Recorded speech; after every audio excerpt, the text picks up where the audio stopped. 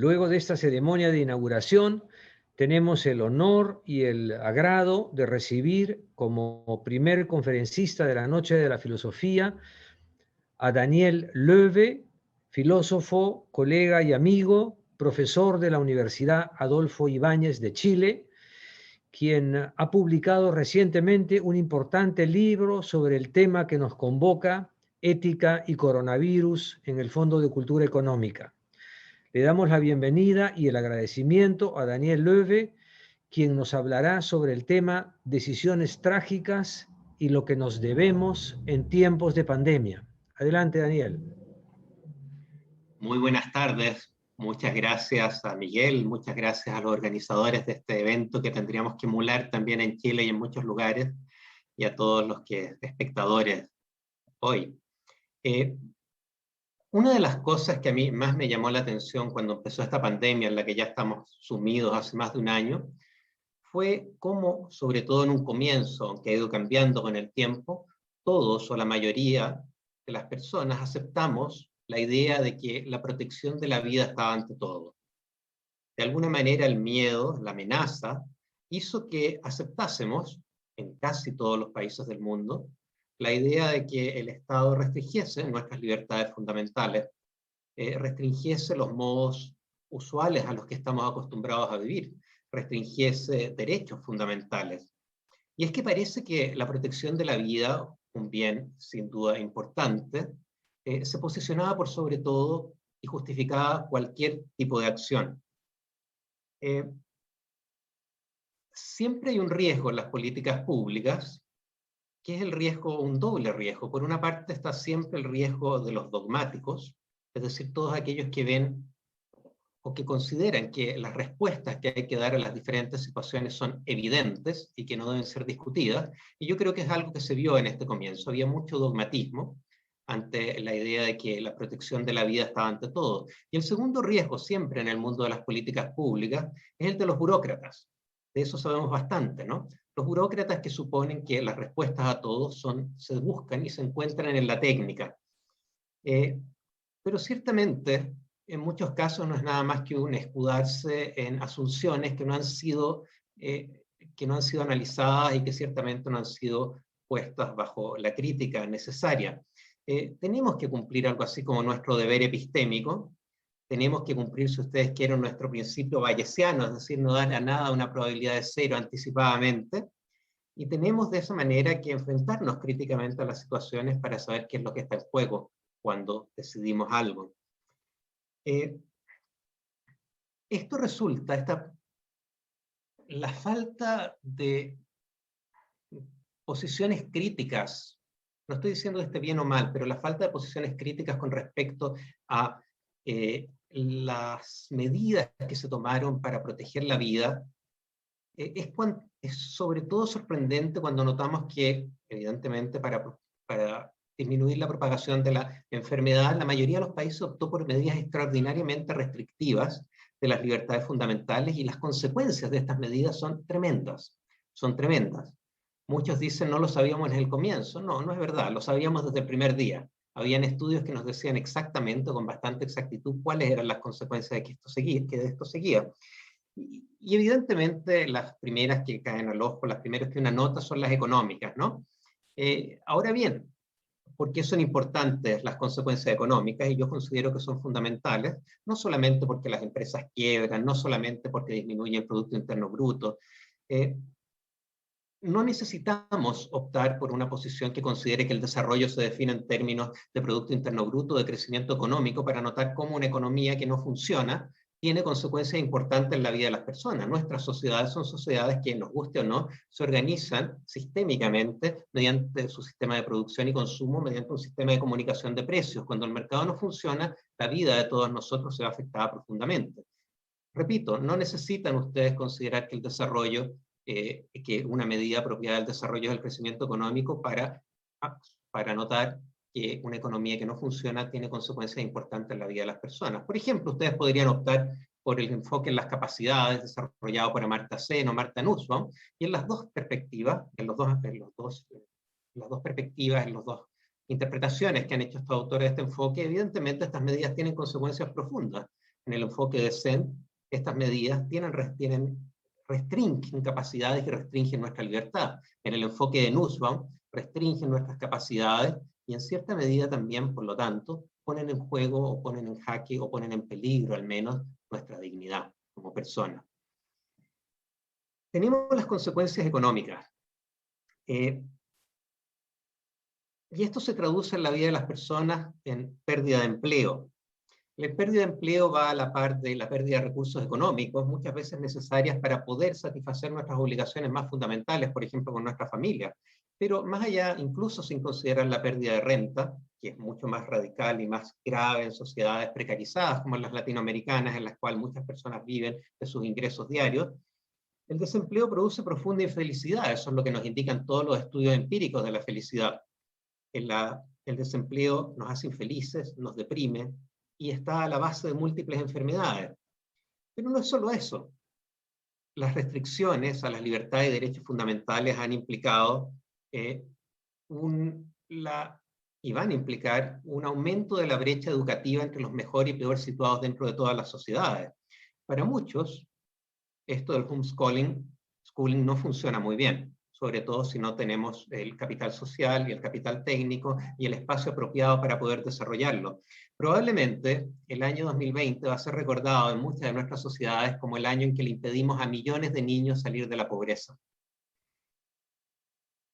Hay pérdida de proyectos vitales que resultan fundamentales. Pero van más allá las consecuencias. Somos seres que hemos conseguido nuestro enorme éxito evolutivo mediante estrategia de cooperación y competencia. Somos seres con un prefrontal desarrollado y estamos acostumbrados evolutivamente a desenvolvernos junto a los otros. Estar separados de los otros nos afecta profundamente porque afecta a esta herencia evolutiva. Esto lo pueden ver ustedes con estudios que se han hecho con roedores. Estar separados de los otros, estar confinados por un periodo prolongado de tiempo, aumenta el estrés, aumenta los niveles de depresión, aumenta la ansiedad, aumenta la agresividad, entre otras cosas. De hecho, como todos sabemos, ha aumentado radicalmente la violencia de género. En fin, las consecuencias, pero las consecuencias van todavía más allá. Como ha quedado claro con los estudios de Till von Bachter, perder el empleo en una situación de crisis profunda, un choque exógeno económico profundo, significa estadísticamente, si la crisis es suficientemente fuerte, como lo fue en Pensilvania en los años 80, significa perder estadísticamente, escuchen bien, a lo largo de toda la vida, 1 año y medio de vida. Todos aquellos que producto de la crisis económica, que ha resultado en razón de las medidas por las que han optado la mayoría de los países para lidiar con el coronavirus, todos aquellos que han perdido el trabajo y que no lo van a encontrar pronto, están perdiendo estadísticamente 1 año y medio de vida, es decir, van a morir 1 año y medio antes estadísticamente. No significa que todos van a vivir 1 año y medio antes, algunos van a vivir más, otros van a vivir lo mismo, y muchos van a vivir menos. Pero estadísticamente estamos perdiendo todos aquellos que se ven afectados por la crisis económica y han perdido su empleo, estadísticamente están perdiendo a lo largo de toda su vida 1 año y medio de vida. Dense cuenta que salvar vidas hoy en día, o sostener que la protección de la vida se debe realizar a cualquier precio, está implicando en este caso que estamos salvando la vida de personas hoy al costo de la vida de personas mayores, de personas mañana. Las consecuencias van más allá. Tratar de ingresar a un mercado laboral en una situación de crisis económica tiene consecuencias profundas toda la vida. Menores ingresos, mayor propensión a acciones riesgosas, mayor consumo de alcohol y de tabaco, mayores enfermedades, mayor cáncer al pulmón, mayor tasa de cáncer gástrico, menos hijos, una mayor tasa de fracasos matrimoniales, etc. Podemos seguir. Si ustedes miran todo esto, y no los quiero deprimir, pero quiero que se den cuenta que las consecuencias que se siguen de las medidas restrictivas por las que se ha optado usualmente para lidiar con el coronavirus son enormes para nosotros y son enormes también para los que hoy en día son niños y mañana van a ser adultos. ¿Tenemos que seguir pensando que hay que salvar vidas a cualquier costo cuando consideramos todo esto? ¿Cómo lo enfrentamos? Estas son decisiones trágicas. Las decisiones trágicas, es decir, decisiones en las que siempre hay una pérdida, es una característica usual de las políticas públicas. Y en el caso de la pandemia, rápidamente se instauraron dos vías, por decirlo de alguna manera, dos modos de analizar el modo de enfrentar los desafíos de la pandemia, que corresponden ciertamente, aunque imperfectamente hay que decirlo, a dos modos, a dos estructuras de razonamiento moral. Por una parte estuvieron todos aquellos a los que estamos refiriendo, los absolutistas de la vida, que decían hay que hacer cualquier cosa para defender la vida. Por otro lado estaban a todos aquellos que decían, pero miren las consecuencias de defender las vidas a cualquier costo son peor que defender las vidas mismas. El primer modo, los absolutistas, en la prensa se los denominó algunos los absolutistas de la vida, los otros los absolutistas de la economía. Sea como sea, más allá de las etiquetas que les pongamos, en las dos posiciones hay algo importante y algo que tiene que ser considerado. La pregunta entonces, ¿cómo nos enfrentamos a esto? ¿Cómo nos enfrentamos a este trade-off, a esta ponderación entre tratar de proteger la vida hoy en día y las pérdidas tremendas que esto significa hoy y en el futuro? Las dos estructuras evidentemente son la deontología y el utilitarismo. La deontología, no los voy a aburrir con esto, pero es la idea de que nuestras obligaciones o en la medida de lo correcto se retrotrae a los deberes que tenemos y en algunas interpretaciones también a los derechos con los que contamos. Desde esta perspectiva parecía que teníamos que hacer todo para proteger lo que se consideró que era un derecho fundamental, como es el derecho a la vida. Y se interpretó el derecho a la vida de una manera bastante curiosa, como un derecho que implicaba todas aquellas acciones necesarias para no hacer peligrar la vida producto de la enfermedad. El derecho a la vida nunca se ha interpretado de una manera tan amplia como un derecho que implique cualquier tipo de acciones para poder proteger la vida. Por el otro lado, el utilitarismo nos invita a hacer una ponderación de las diferentes consecuencias, y el curso correcto es aquella en que las consecuencias son mejores o menos peores. Ahora bien, mi punto es que estas dos perspectivas éticas, mediante las cuales de modo más o menos consciente se ha enfrentado la pandemia y los desafíos que ella planteaba, son insuficientes para entender el fenómeno. Me explico.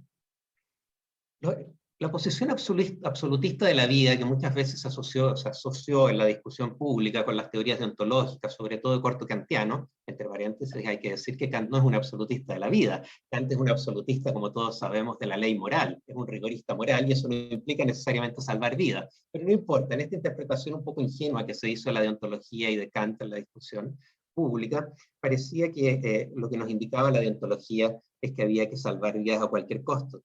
Pero dense cuenta, y esto es importante que lo noten, que esto no es el modo como vivimos, en primer lugar. No es el modo como vivimos ni como individuos, ni como vivimos nuestra vida colectiva como sociedad. Como individuos, todos nosotros, cada uno de nosotros, ustedes, yo, todos, realizamos permanentemente ponderaciones entre la seguridad y protección de nuestra vida y otro tipo de bienes, como por ejemplo los disfrutes hedónicos. Todos o muchos de nosotros preferimos en determinadas circunstancias un disfrute hedónico por sobre la protección de la vida. Lo hacemos cada vez que descorchamos una botella de vino, lo hacemos cada vez que fumamos un cigarrillo, lo hacemos cada vez que practicamos un deporte extremo, en fin, lo hacemos cada vez que participamos en prácticas sexuales peligrosas como gran parte de la juventud de nuestro mundo. Y lo hacemos de manera consciente. Sabemos que el alcohol mata. Sabemos que el cigarrillo causa cáncer al pulmón. Sabemos que los deportes extremos incrementan el riesgo de un accidente que puede ser hasta letal. Sabemos que las prácticas sexuales riesgosas van a la par de un incremento de la probabilidad de tener enfermedades de transmisión sexual, o en fin. Y lo hacemos. ¿Por qué lo hacemos? Bueno, lo hacemos porque hay otras cosas que para nosotros como individuos son tanto o más importantes muchas veces que la protección de nuestra propia vida. Y noten que como sociedad tampoco nos organizamos, tampoco aspiramos a proteger la vida a cualquier costo en situaciones normales. El fin de las políticas públicas no ha sido nunca proteger la vida a cualquier costo, jamás. el fin de las políticas públicas, además de la protección de la vida, apunta a incrementar la calidad de vida. Una operación de cadera no apunta, no tiene como objetivo alargar la vida de las personas, tiene como objetivo mejorar su calidad. Noten, por ejemplo, las muertes producto de accidentes de tránsito. En Chile, que es el país en el que yo vivo, cada año mueren 1.500 personas, una cifra más o menos pequeña, si la comparan internacionalmente, en el mundo, en la mayoría de los países es mayor proporcionalmente, 1.500 personas cada año por accidentes de tránsito, y la cifra es mucho mayor, porque estos son solamente las muertes en las primeras 24 horas. Si ustedes consideran un universo de un mes o varios meses, la cifra es muchísimo mayor. Bueno, la mayoría de estas muertes son evitables, y son fácilmente evitables. ¿Cómo? Mediante mejor infraestructura, mediante mayor fiscalización y, fundamental, restringiendo radicalmente las velocidades máximas en nuestras calles y carreteras. Y no lo hacemos. ¿Por qué no lo hacemos? ¿Por qué no lo hacemos? Se supone que queremos proteger la vida a cualquier costo. Bueno, la mitad de la respuesta es que esto implicaría desviar fondos del fomento, implicaría desviar fondos de otros bienes que también son valiosos para nosotros y que no tienen, en algunos casos, absolutamente nada que ver con la protección de la vida. Orquestas juveniles, por ejemplo. Pero son bienes importantes para nosotros como sociedad. La segunda mitad de la respuesta es que estas medidas implicarían una medida en nuestro bienestar. Nosotros y los productos nos movilizaríamos mucho más lento. Y no estamos dispuestos a renunciar a ese bienestar. No estamos dispuestos a asumir esa medida de bienestar, aunque sea para salvar vida. Además, noten ustedes que desde la perspectiva del absolutismo de la vida, la protección de la vida se transforma en algunas ocasiones en algo bastante peculiar. La protección de la vida a cualquier costo implica, en muchos casos, sobre todo mediante medidas tan restrictivas como las que hemos vivido, la imposibilidad de acceder a muchas de aquellas opciones mediante las cuales nosotros le damos valor a nuestra vida. Cada uno de nosotros. Cada uno de nosotros tiene una concepción particular acerca de qué es aquello que le da valor a su vida. Puede ser el trabajo, puede ser la familia, puede ser, en fin, cada uno de nosotros, y cosas muy pequeñas, ¿no? Tomar una cerveza una tarde estival, juntarse con los amigos, etc. Cada uno de nosotros tiene una lista, aunque no seamos conscientes de aquello, de cuáles son aquellas cosas que hacen que nuestra vida sea valiosa, que hacen que valga la pena vivir la vida. Las medidas restrictivas reducen las oportunidades que tenemos para dar sentido y valor a nuestra vida. Y un absolutista de la vida podría llegar al absurdo de que la protección de la vida se transforme en la protección de un envoltorio vacío. Una vida que no contiene nada de todas aquellas cosas que podemos considerar valiosas. De esto ya sabía mucho el estoicismo, evidentemente. En fin. ¿Y qué pasa con el utilitarismo? La otra versión que se utilizó de modo más o menos consciente para interpretar los desafíos de la pandemia. Bueno, el utilitarismo nos invita evidentemente a hacer un cálculo y en base a ese cálculo, mediante diferentes ponderaciones, hay diferentes técnicas, los economistas han sido muy creativos al respecto. Yo en el libro que escribí discuto muchas de esas técnicas y las critico también, pero en fin, a lo que nos invita es de diferentes modos, mediante diferentes tecnologías, mediante diferentes metodologías, nos invita a ver cuál es el curso de acción correcto en relación a cuál es el curso que maximice de alguna manera el bienestar. A mí no me cabe duda alguna, la verdad, no me cabe mayor duda de que si realizamos este cálculo bien, en realidad no debiésemos optar por medidas tan restrictivas como las que optamos. Estoy seguro de que la maximización del bienestar, considerando también a las generaciones futuras, considerando también el bienestar de todos aquellos que están perdiendo un año y medio estadística de vida, que agregativamente son muchos años, considerando también la imposibilidad que este año va a implicar para millones de niños de salir de la pobreza durante toda su vida, en fin, considerando todos aquellos efectos negativos de los que hablábamos a un comienzo, incluso el malestar del encierro, incluso el dolor de las mujeres golpeadas y encerradas con su abusador en su casa, considerando todo eso, nos tenemos que dar cuenta de que probablemente las medidas restrictivas que aspiran a salvar vidas hoy no maximizan el bienestar. Yo creo que ese cálculo es más o menos claro.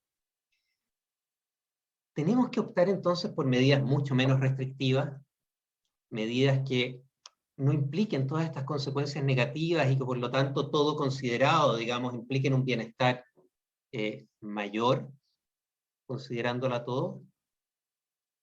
La respuesta sería sí, solo si pensásemos y sostuviésemos que nuestra obligación moral es maximizar el bienestar, o maximizar un valor particular.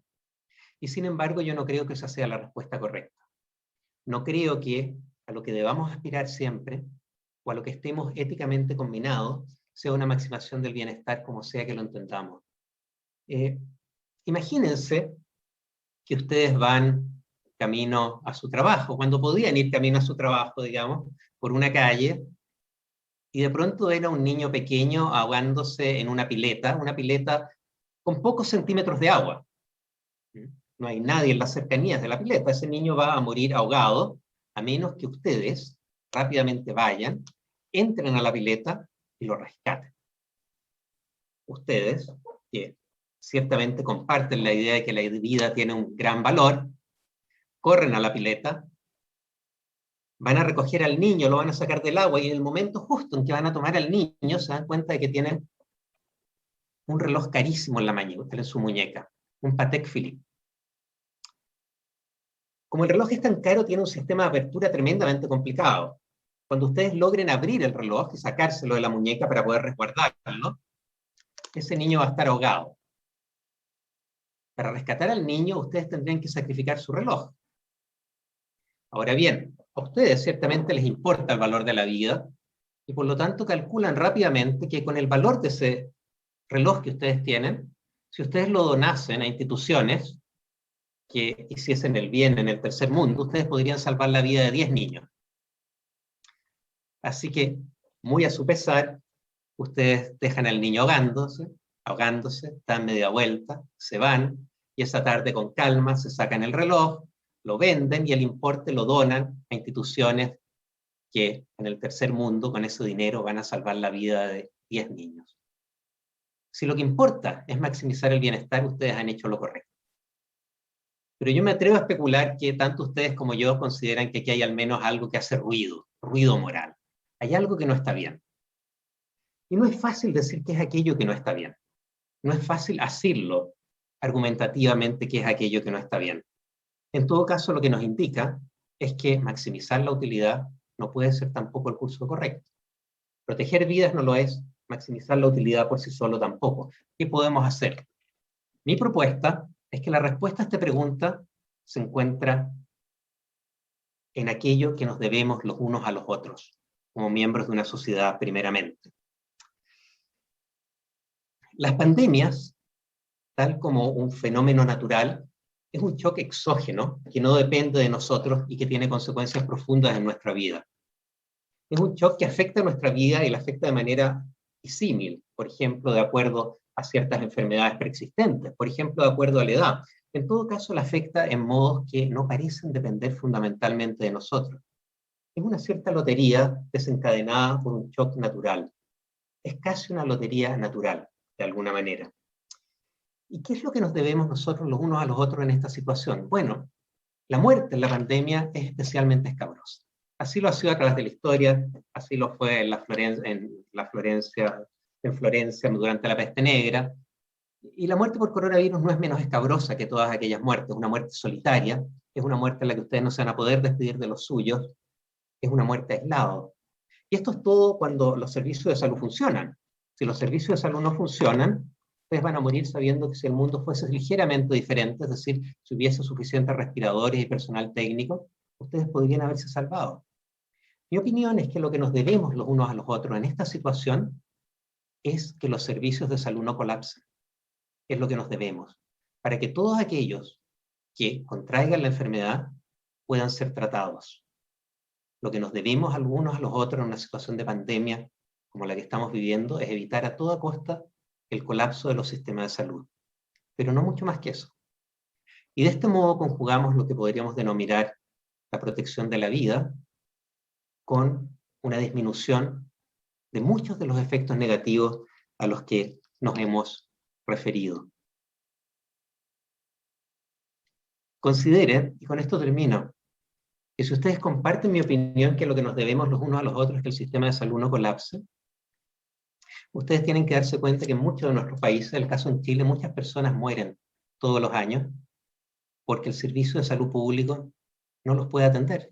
Están desbordados porque les dan horas para asistir al especialista o para ser operados, que cuando se hacen efectivas ya no valen nada porque la enfermedad ha avanzado tanto que son inoperables. Es un colapso del sistema de salud también, solo que es un colapso diferido en el tiempo. Es exactamente lo mismo que la pandemia. La diferencia, si me permiten una imagen ilustrativa, es que en el caso de la pandemia es como salir a la calle en un momento en que hay un chaparrón, está lloviendo. Caminamos 5 minutos y nos mojamos, nos empapamos. El colapso permanente del sistema de salud público es como salir a la calle con una pequeña llovizna. No nos damos cuenta que nos estamos mojando, pero cuando hemos caminado el tiempo suficiente, estamos igualmente mojados que con la pandemia. Así que en esta situación de decisiones trágicas, en que ningún curso de acción parece ser el correcto, mi opinión es que lo que nos debemos los unos a los otros es que el sistema de salud no colapse. No es el mejor mundo, pero frente a esas decisiones trágicas, a veces el mejor mundo es solo el menos malo. Muchas gracias.